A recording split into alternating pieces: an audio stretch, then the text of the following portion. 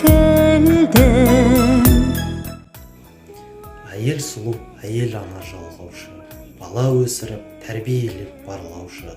Мейрамыңыз құтты болсын, бақ берсін, отбасының жайын ойлап қамдаушы.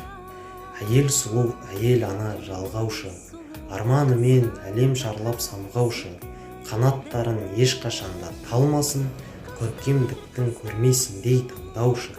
Позвольте вас поздравить с праздником весны, красоты и любви с 8 марта. Пусть сегодня ваша душа до краев наполнится светом, теплом и радостью искренних пожалений, нежных цветов и приятными подарками. Пусть ласточки вьют гнезда над вашими окнами и несут в дом благополучия и взаимопонимания. А первые лучи весеннего солнышка укажут на счастливую тропинку вашей судьбе.